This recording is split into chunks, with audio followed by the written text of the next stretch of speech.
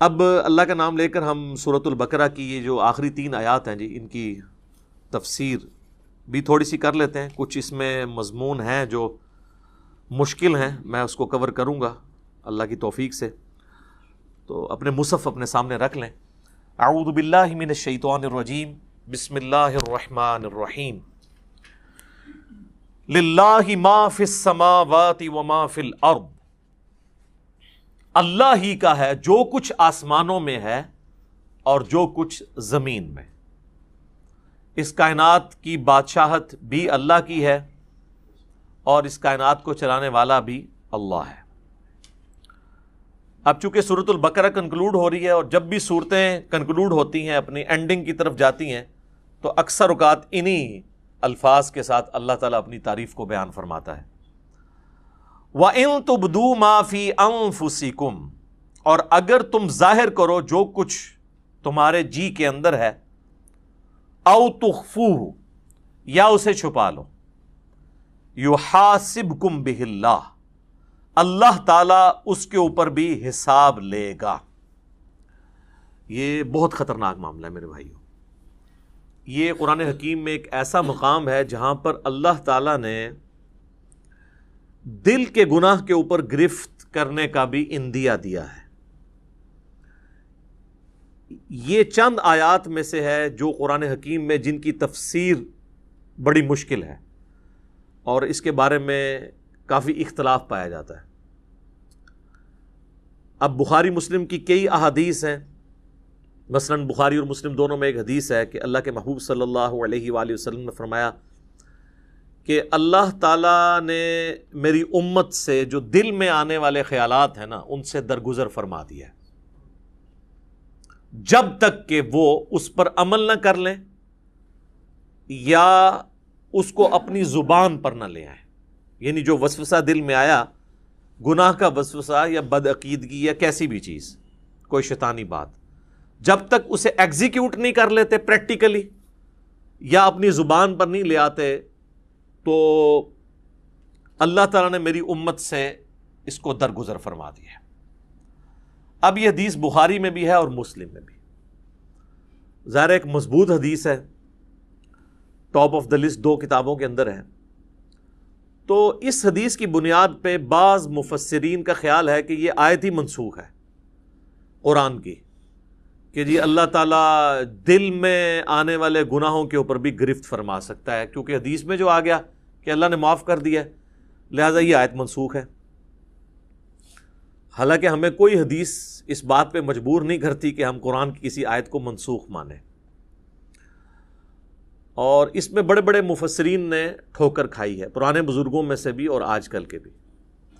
میں نے اس کے اوپر کافی غور و تفکر کیا تو میں اس نتیجے پہ پہنچا کہ یہ قرآن حکیم کے ساتھ علمی خیانت کے مترادف ہے اگر کوئی شخص اس آیت کو ان احادیث کی بنیاد کے اوپر منسوخ مانتا ہے، کیونکہ کئی اور احادیث ہیں جن میں ہمارے پاس وہ رزلٹ بھی نکلتا ہے جو اس آیت کے اندر بیان ہوا ہے. تو میں کوشش کروں گا کہ میں اس کو بریف کروں اس حوالے سے کہ یہ جو دل کا اللہ تعالیٰ نے معاملہ گرفت کے اعتبار سے بیان کیا ہے، اس کے کیا معنی ہو سکتے ہیں. تو غور و تفکر کرنے کے بعد میں اس رزلٹ پہ پہنچا ہوں کہ یہ جو اللہ تعالیٰ نے فرمایا نا، وَإِن تُبْدُوا مَا فِي أَنفُسِكُمْ أَوْ تُخْفُوهُ يُحَاسِبْكُمْ بِهِ اللَّهُ، چاہے تم اپنے جی کے خیال کو ظاہر کر دو یا جی میں چھپا کر رکھو، اس پہ بھی اللہ محاسبہ کر دے گا، پکڑ فرما لے گا. اس کے 2 معنی ہو سکتے ہیں.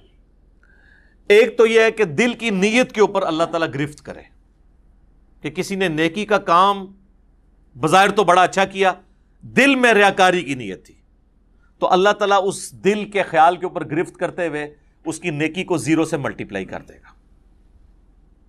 تو یہ تو مسلمانوں کا اجماعی عقیدہ ہے کہ ایسا ہی ہوگا. اور دوسرا معنی یہ ہے کہ دل میں آنے والا ایسا وسوسہ جو جان بوجھ کر لایا جائے، یا کسی گناہ کا خیال اپنے دل میں جان بوجھ کر لایا جائے اور اس خیال کو لانے کے بعد اس کی پیروی کرتے ہوئے اس کی لذت دل میں محسوس کی جائے جان بوجھ کر، تو اس کے اوپر بھی گرفت ہوگی. یہ دونوں معنی اپنی جگہ درست ہیں۔ پہلے والا تو ہمیں پتہ ہی ہے، ریاکاری والا، بخاری اور مسلم دونوں میں حدیث ہے، بخاری کی پہلی حدیث ہی یہی ہے، انما الاعمال بالنیات، اعمال کا دار و مدار نیتوں کے اوپر ہے، اور یہ نیک اعمال کے بارے میں ہے، برے اعمال کے بارے میں نہیں۔ برا عمل چاہے اچھی نیت سے بھی کیا جائے وہ گناہ ہی ہے، یہ نیک اعمال کے بارے میں، کیونکہ اس سے آگے الفاظ ہیں اسی حدیث میں کہ اعمال کا دار و مدار نیت پہ ہے۔ اگر کسی شخص نے اللہ اور اس کے رسول کے لیے ہجرت کی تو اس کی نیت اللہ اور اس کے رسول کے لیے لکھی جائے گی، اور اگر کسی شخص نے کسی عورت کی نکاح کی خواہش میں ہجرت کی تو اس کی ہجرت اس کے لیے لکھی جائے گی۔ اگرچہ نکاح کی خواہش کوئی بری چیز نہیں ہے، لیکن اللہ تعالیٰ کہتا ہے کہ میرے اعتبار سے جو نیکی کرنی ہو پیورلی میرے لیے ہو۔ تو یہ چیز بتا رہی ہے کہ نیک عمل میں خالصتاً اللہ کی نیت ہو، برے عمل کا تو لینا دینا ہی نہیں اس کے ساتھ، کیونکہ انہی احادیث کو لوگ مس یوز کر کے ایکسٹرا جوڈیشل ایکٹیویٹیز پرفارم کرتے ہیں۔ ہمارے مولویوں کے ورغلائے ہوئے لوگ بھی اور ہمارے بعض ریاستی اداروں کے ورغلائے ہوئے لوگ بھی، اور کہتے ہیں جی نیت تو ہماری اچھی تھی، اگرچہ کام برا کر دیا، بندہ مار دیا، خیر اللہ تعالیٰ معاف کرے گا۔ نہیں، تو میری اس کے اوپر پہلے سے ویڈیوز آ چکی ہوئی ہیں، آپ یوٹیوب پہ جا کے لکھیں ایکسٹرا جوڈیشل کلنگ ان اسلام، جو یہ آپ کو پتہ ہے سائی وال انسیڈنٹ ہوا تھا، اس پہ میں نے یہ ساری پھر چیزوں کو بریف بھی کیا تھا قرآن اور احادیث کی روشنی میں۔ تو یہ نیک عمال کے بارے میں ہے کہ اگر وہ نیک عمل اچھی نیت سے ہوگا، اللہ کے لیے ہوگا تو اجر ملے گا، اور اگر اللہ کے لیے نہیں ہے تو اجر 0 سے ملٹیپلائی، ختم۔ اسی کو سپورٹیو وہ صحیح مسلم کی حدیث ہے کہ اللہ تعالیٰ تمہاری شکلوں اور مال کو نہیں دیکھتا، دلوں اور اعمال کو دیکھتا ہے۔ شکل خوبصورت ہے، مال اللہ کی راہ میں کوئی خرچ بھی کر رہا ہے، لیکن دل میں نیت کسی اور چیز کی ہے تو اللہ نے دل کو دیکھنا ہے، اور پھر اعمال بھی اچھے ہونے چاہیے، اس چیز کو بھی دیکھنا ہے اللہ تعالیٰ نے۔ اسی کو سپورٹیو صحیح مسلم کی ایک اور حدیث جو میں نے کئی دفعہ بیان کی ہے، قیامت والے دن اللہ تعالیٰ کی بارگاہ میں ایک شہید، ایک قرآن کے عالم اور ایک سخی کو پیش کیا جائے گا۔ اللہ تعالیٰ شہید کے سامنے اپنی نعمتیں گنوائے گا اور پھر پوچھے گا کہ تجھے میں نے اتنا کچھ دیا، اس کے بدلے میں تو نے کیا کیا؟ وہ کہے گا یا اللہ جان ہی تو تھی تیرے لیے دے دی۔ واقعی یہ تو بات حقیقت ہے کہ انسان سب سے زیادہ کسی کے لیے یہی کر سکتا ہے کہ اپنی زندگی دے دے۔ تو اللہ تعالیٰ فرمائے گا کہ تم نے جان اس لیے دی کہ لوگ تمہیں بہادر سمجھے، تو دنیا میں تمہیں تمہارا اجر مل چکا ہے۔ پھر اللہ تعالیٰ اسے اوندے منہ گھسیٹ کر جہنم میں پھینک دے گا۔ اللہم اجرنا من النار، آمین۔ پھر ایک قرآن کے عالم کو بلایا جائے گا، اللہ تعالیٰ فرمائے گا میں نے تجھے قرآن کا علم دیا تو اس کے بدلے میں تو نے میرے لیے کیا کیا؟ تو کہے گا یا اللہ میں اتنے لوگوں کو قرآن سکھاتا تھا تیری رضا کی خاطر، علم سکھاتا۔ تو اللہ تعالیٰ فرمائے گا کہ تم نے یہ سب کچھ اس لیے کیا کہ لوگ تمہیں قرآن کا عالم کہیں، قاری کہیں، اور آج کے دور کے اعتبار سے تیرے نام کے پیچھے بھی 10 دمیں لگی ہوں اور آگے بھی 10 دمیں لگی ہوں۔ دیکھا نہیں آپ نے علماء کے اشتہاروں پہ نام اتنے مشکل الفاظ لکھے ہوئے ہوتے ہیں، حالانکہ وہ الفاظ بھی شرما رہے ہوتے ہیں کہ کس کے ساتھ لگا دیا۔ تو تجھے دنیا میں کافی لوگوں نے تیری تعریف کی ہے، میرے ہاں تیرے لیے کوئی اجر نہیں، تو اجر دنیا میں لے چکا ہے جس مشہوری کے لیے تو نے کیا تھا، تو اوندا منہ کر کے دوزخ میں اسے بھی پھینک دیا جائے گا۔ پھر اللہ تعالیٰ ایک سخی کو بلائے گا کہ تجھے اتنا مال دیا، تو نے میرے لیے کیا کیا؟ وہ کہے گا یا اللہ میں نے تیری راہ میں جو موقع بھی تھا، جس موقع پہ تو خوش ہوتا تھا میں نے وہاں خرچ کیا، غریبوں پہ بھی خرچ کیا، مسجد کے اوپر بھی لگا دیا، مدارس کے اوپر بھی لگوایا، اور کئی ایک یتیم خانے کھول دیے، مسجد کی ٹوٹیوں کے اوپر نیم پلیٹ بھی اپنے نام کی لگوائی۔ آج کے دور کے اعتبار سے میرے محلے کے نمازیوں سے بھی تو پوچھ سکتا ہے، تو لیکن یہ سارے دھوکے تو نمازیوں کو ہی دیے جا سکتے ہیں، ایون فرشتے بھی دھوکے کھا جاتے ہیں کیونکہ وہ بھی ظاہری عمل دیکھ رہے ہوتے ہیں۔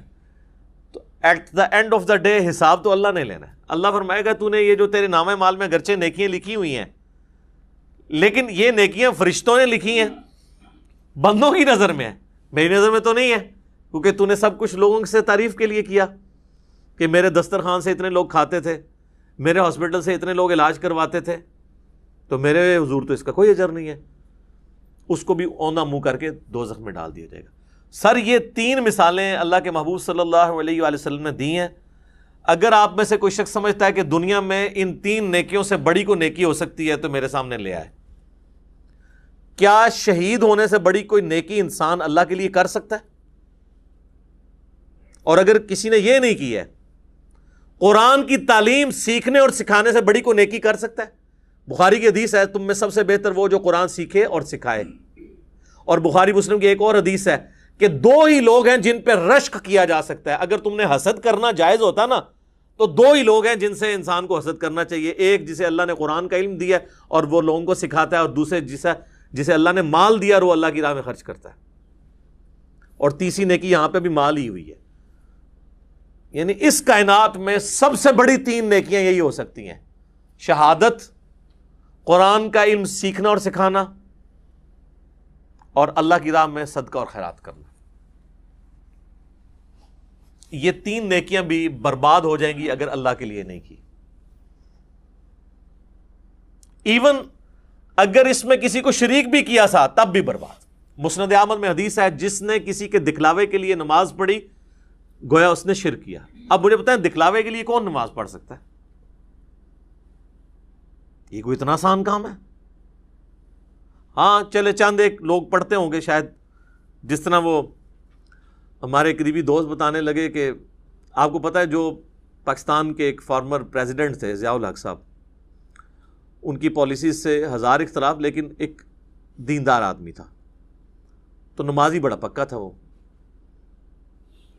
تو وہ کہنے لگے کہ انہوں نے لیاقت باغ آنا تھا، کہتے ہیں میری ڈیوٹی اس وقت میں نیا آفیسر بھرتی ہوا تھا، پھر تو خیر وہ 22ویں گریڈ میں ریٹائر ہوئے، تو کہنے لگے کہ میری ڈیوٹی تھی کہ صدر صاحب کو آپ نے وضو کروانا ہے نماز عصر کے لیے۔ تو کہتے ہیں جب وہ آئے تو میں نے ان کو کہا کہ سر میں نے پانی آپ کے لیے گرم کر کے رکھا ہوا ہے، سردیاں تھیں۔ وہ کہنے لگے بیٹا مجھے پتا تھا نماز عصر کا ٹائم ہے تو میں گھر سے وضو کر کے آیا ہوں۔ تو کہتا ہے نماز کا ٹائم ہوا تو اب چونکہ صدر صاحب نماز پڑھ رہے ہیں تو لوگ بغیر وضو کے ہی پیچھے کھڑے ہو گئے۔ ظاہر پتہ ہوتا ہے اپنے ساتھیوں کا کہ یہ تو کبھی زندگی میں انہوں نے کبھی نماز نہیں پڑھی، وضو بھی نہیں کیا، جا کے کھڑے ہو۔ جس طرح یہاں پہ کئی سیاسی لیڈر جو ہیں وہ جب کسی کے جنازے پہ جاتے ہیں تو اسی طریقے سے وہ جا کے کھڑے ہو جاتے ہیں، نہ ان کو نماز جنازہ آتا ہے نہ وضو کا طریقہ آتا ہے، وہ دنیا داری کے طور پہ۔ تو مسند احمد کی حدیث کے الفاظ ہیں جس نے دکھلاوے کے لیے نماز پڑھی اس نے شرک کیا، جس نے دکھلاوے کے لیے روزہ رکھا اس نے شرک کیا، جس نے دکھلاوے کے لیے صدقہ کیا اس نے شرک کیا۔ نماز تو ہے ہی اللہ کے لیے، تو پھر شرک کیسے آ گیا؟ یعنی اللہ کے ساتھ نیت بھی کسی نے کر لی کسی اور کی۔ حتیٰ کہ سنن ابن ماجہ میں یہ الفاظ بھی ہیں کہ اگر کوئی شخص نماز پڑھ رہا ہے اور اس نے یہ محسوس کیا کہ اسے کوئی دیکھ رہا ہے، اس کی وجہ سے وہ اپنا سجدہ لمبا کر دے، تو سجدہ تو اللہ کے لیے کر رہا ہے لیکن 0 سے ملٹیپلائی ہو جائے گا، ریاکاری میں آ جائے گا۔ اسی لیے ریاکاری کو شرک اصغر کہا گیا، چھوٹا شرک۔ بڑا ایک جلی شرک ہے نا کہ اللہ کے ساتھ کسی کو شریک ٹھہرانا، ایک یہ ہے کہ اللہ کے ساتھ شریک تو کسی کو نہ ٹھہرانا، لیکن جو اللہ کے لیے اعمال کر رہے ہیں نا اس کی جزا مخلوق سے بھی ڈیمانڈ کرنا، ریاکاری، دکھلاوا، یہ بھی شرک کی کیٹیگری میں فال کرتا ہے۔ اللہم لا تجعلنا منہم، اے اللہ ہمیں ان میں سے نہ کرنا جو اس طرح کے فتنوں کا شکار ہوں گے، آمین۔ اچھا جی، اب آ جائیں دوسرے معنی کی طرف، وہ ہے دل میں محکم خیال لانا گناہ کا، برائی کا۔ تو اس کو سپورٹو وہ حدیث ہے، بخاری اور مسلم دونوں میں حدیث ہے کہ نبی صلی اللہ علیہ وآلہ وسلم نے فرمایا کہ آنکھ کا زنا دیکھنا ہے، کان کا زنا سننا ہے، ہاتھ کا زنا پکڑنا ہے، پاؤں کا زنا چل کر جانا ہے، اور نفس یعنی دل تمنا کرتا ہے اور شرمگاہ اس کی تصدیق کرتی ہے۔ تو وہاں پہ نبی علیہ السلام نے ایک ایک جو عضو ہے نا اس کی برائی کا ذکر کیا اور نفس کا بھی ذکر کیا۔ اگر کسی نے برائی کا خیال جان بوجھ کر اپنے جی میں لا کر اس سے لذت حاصل کی تو فرشتوں کو تو نہیں پتا اس کا، لیکن اللہ کے حضور اس کی گرفت ہوگی، وَلِعَوْذُ بِاللَّهِ تعالی۔ اللہ کو کوئی نہیں پوچھ سکتا جی، سورۃ الانبیاء میں ہے نا، لا یسأل عما یفعل وہم یسألون، اللہ کو کوئی نہیں پوچھ سکتا کہ اس نے کوئی کام کیوں کیا، اللہ ہر ایک کو پوچھ سکتا ہے، وہم یسألون، کہ تم نے یہ کام کیوں کیا۔ تو اللہ تعالیٰ دل کے خیالات کے اوپر بھی گرفت فرما سکتا ہے، وَلِعَوْذُ بِاللَّهِ تعالی۔ البتہ وہ حدیث اپنی جگہ ایک تسلی والی ہے بخاری اور مسلم میں، کہ اللہ تعالیٰ نے میری امت سے دل کے خیالات کے اوپر درگزر فرما دیا ہے جب تک کہ اس پر عمل نہ کر لیں یا اس کو اپنی زبان پر نہ لے آئیں، یعنی دل میں آنے والے وسوسوں کو۔ لیکن اس کو بھی اسی اعتبار سے سمجھنا ہوگا کہ یہ بھی وسوسے وہ ہوں گے جو خود بخود آ جائیں، جو جان بوجھ کے لائے جاتے ہیں نا، وہ سر اس کیٹیگری میں نہیں آئیں گے۔ بہرحال اللہ تعالیٰ کی رحمت کا ایک تقاضا بھی ہے،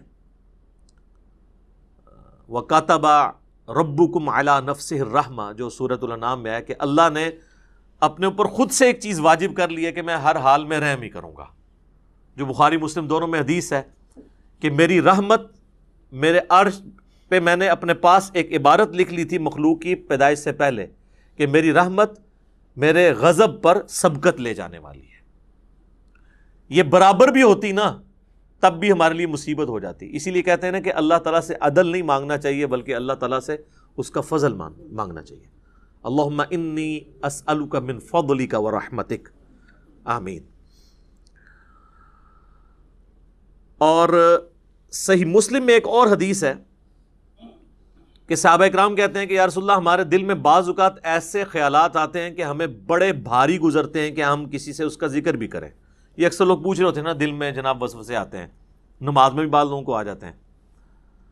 تو آپ صلی اللہ علیہ وآلہ وسلم نے فرمایا کیا تم واقعی دل میں ایسے خیالات محسوس کرتے ہو؟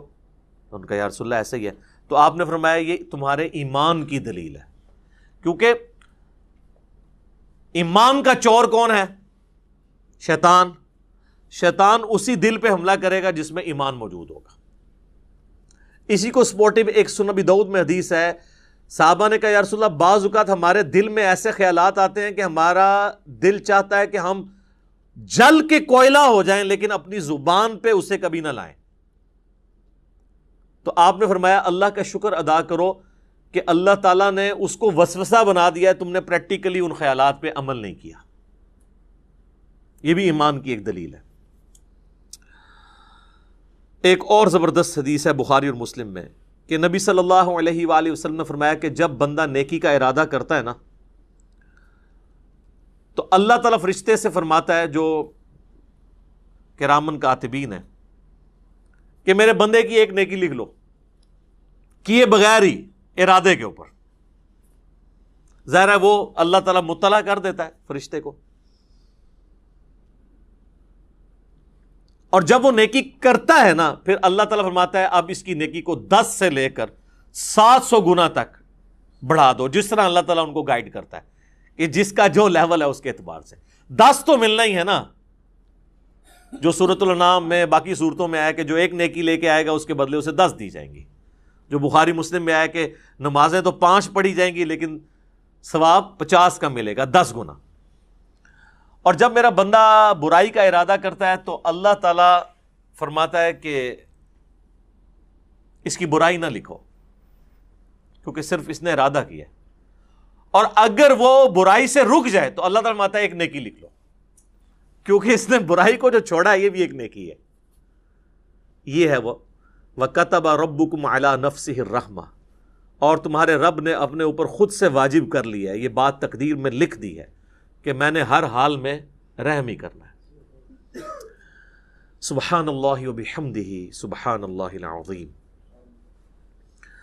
تو اور جب وہ برائی کرتا ہے تو پھر اللہ تعالیٰ فرماتا ہے کہ اس کے بدلے ایک ہی برائی لکھنا، نیکی کے بدلے 10، برائی کے بدلے 1۔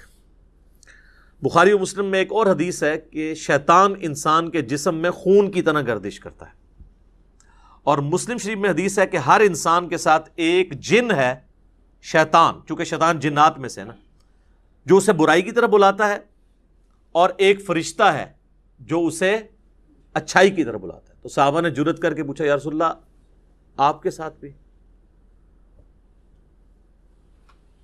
تو آپ فرمایا ہاں میرے ساتھ بھی، لیکن اللہ تعالیٰ نے میرے ساتھ جو جن اٹیچ تھا اسے میرا مطیع کر دیا، اب وہ نیکی کے کاموں میں میری مدد ہی کرتا ہے، یعنی وہ بھی مجھے نیکی کی طرف لگاتا ہے. یہ پروٹوکول صرف پیغمبروں کا ہے. ما ضل صاحبکم وما غوا، تمہارے نبی نہ کبھی بہکے ہیں نہ کبھی بہرا چلے ہیں. صحیح مسلم میں ایک اور حدیث ہے کہ ایک صحابی نے حضور کو شکایت کی کہ یا رسول اللہ میں نماز پڑھتا ہوں تو مجھے برے برے خیالات آتے ہیں، وسوسے آتے ہیں. تو آپ نے فرمایا یہ خاص شیطان ہے جو آ کے وسوسے دلاتا ہے. جب تم نماز کی حالت میں اس طرح کے وسوسے محسوس کرو، اور نماز کے سوا بھی، اگر نماز میں ہے تو نماز کے سوا بھی، تو 3 دفعہ پڑھو اعوذ باللہ من الشیطان الرجیم، یعنی میں اللہ کی پناہ مانگتا ہوں راندہ درگاہ کیے ہوئے شیطان سے. اور اپنے بائیں طرف 3 دفعہ تھوک دو. اب یہ فزیکلی تھوکنا نہیں ہوگا، بس صرف زبان سے ہلکا سا ایسے بس. یہی بخاری مسلم میں ہے کہ اگر کوئی شخص برا خواب دیکھ لے تو وہ اٹھتے ہی اعوذ باللہ من الشیطان الرجیم پڑھ کے 3 دفعہ بائیں طرف تھوک دے تو اللہ تعالیٰ اس خواب کے شر سے اسے بچا لے گا، چونکہ وہ برے خواب شیطان کی طرف سے ہوتے ہیں. تو نماز کے دوران بھی اگر کسی کو خیال آئے تو وہ یہ کر سکتا ہے. باقی یہ خیالات آنے کی کئی ٹیکنیکل ریزن بھی ہیں. پورا دن آپ دنیا کے کاموں کا حساب کتاب کریں گے تو نماز کے اندر کوئی سوئچ تو نہیں ہے جو آپ آف کر کے نماز میں داخل ہو جائیں گے. ظاہر ہے اس کے لیے پھر اسی لیے تو کہا گیا کہ بھئی اذان کی آواز سنو، مسجد کی طرف چلو، وضو کرو گے، اس کے بعد سنتیں ادا کرو گے، پھر کہیں دماغ آہستہ آہستہ آہستہ سٹیبل ہوتے ہوتے تو کہیں فرض نماز کے لیے جا کے پھر سٹیبل ہوگا. اور اگر ہر وقت دنیا داری کا معاملہ چلتا رہیں گے، یعنی نماز شروع کرنے سے پہلے بھی آپ فون سن رہے ہیں اور نماز کے دوران بھی فون آپ کا چل رہا ہے، اور نماز سلام پھیرتے بھی آپ فون سن رہے ہیں، تو تسی پھر کھیت مٹی پڑھنی ہے نماز، پھر تو خیالات ہی آئیں گے نا. اور دوسرا نماز کا اگر ترجمہ نہ آتا ہو، آپ کو پتہ نہ ہو آپ اللہ کے سامنے کیا عرض کر رہے ہیں، پھر بھی نہیں ظاہر ہے. تو یہ زیادہ تر جو لوگ کہتے ہیں خیالات آتے ہیں، یہ 99% لوگوں کے ساتھ یہ مسئلہ ہے کہ وہ ٹھیک آ رہے ہوتے ہیں خیالات، جو وہ کر رہے ہوتے ہیں وہی کچھ آ رہا ہوتا ہے. اور ٹیکنیکلی اس معاملے کو ہینڈل کرنے کی ضرورت ہے. اور سب سے بڑی ہینڈلنگ کسی بھی برے وسوسے کی یا خیال آنے کی یہ ہے کہ اس کی طرف توجہ نہ دی جائے. انسان کا دماغ اللہ نے ایسا بنایا ہے کہ یہ بیک وقت کے ہی ایک محاذوں پہ چل رہا ہوتا ہے. یہ دماغ کو کوئی سوئچ نہیں ہے کہ جو آپ آف کر سکیں. یہ ذہن میں رکھیے گا. یہ تو ہو ہی نہیں سکتا کہ دماغ میں خیال نہ آئیں گے، بس اس کی طرف متوجہ نہیں ہونا. یہ خیالات پیغمبروں کو بھی آتے ہیں، صحابہ کو بھی آتے ہیں. آج میرا ٹاپک نہیں ہے. بخاری مسلم میں حدیث ہے نا، حضور علیہ السلام نماز پڑھ رہے تھے تو سامنے ایک رنگین پردہ تھا، تو آپ نے نماز کے بعد حضرت عائشہ سے کہا کہ اس کو ریموو کرو، اس نے نماز میں میری توجہ بٹا دی ہے. اور صحیح بخاری میں امام بخاری لے کے ہیں کہ حضرت عمر فاروق رضی اللہ تعالیٰ عنہ کہتے ہیں بعض اوقات میں اپنے جنگ کی پلاننگ نماز میں کر رہا ہوتا ہوں. ذرا جنگ کی تو ٹینشن ہی ایک علیحدہ ہے نا سر. ایک بندہ جب بارڈر پہ کھڑا ہوا ہے تو اس وقت وہ خشوع سے نماز نہیں پڑھے گا، وہ تو ظاہر ایک حالت جنگ میں ہے. اس لیے قرآن میں نماز خوف کہا گیا اسے. اور دیکھیں آپ سورہ نساء میں ہے کہ جب نماز خوف ہے نا تو وہ آپ نے جس طرح پڑھنی ہے، اس کے بعد جب تم امن کی حالت میں جاؤ تو خوب اللہ کا ذکر کیا کرو، کیونکہ وہ تسلی کا موقع تمہیں ذکر کرنے کا ملے گا. خوف کی حالت میں تو پھر اسی قسم کی نماز ہوگی نا. لیکن اگر آپ نے پوری زندگی حالت خوف بنائی ہوئی ہے، کاروبار کے ٹھپ ہو جانے کا خوف، تو پھر تو میں کہتا ہوں ایسی زندگی پہ لعنت ہے، اور فوراً سے پہلے اللہ کی طرف رجوع لانا چاہیے انسان کو. باقی اس میں کئی ایک ٹاپکس میں ڈسکس کر سکتا تھا، اب آلموسٹ 15 منٹ رہ گئے ہیں تو ہم جلدی سے وہ آیات کور کر لیتے ہیں. یہ ٹیکنیکل گفتگو تھی جو کرنا ضروری تھی، میں نے اس لیے یہ پورا لیکچر 42 صرف ان آیات کے اوپر رکھا تھا، اور خصوصاً اس میں یہ جو چند ایک ٹاپکس ہیں. باقی تو اب صرف ترجمہ ہی ہم کور کریں گے تو وہ خود سیلف ایکسپلینیٹری ہے، ہم اس کو کور کر لیتے ہیں. شیطانی وسوسوں کے اعتبار سے میرے 2 لیکچرز ہیں، مسئلہ 83A اور 83B، شیطانی وسوسے اور ان کا علاج 83A ہے، اور 83B ہے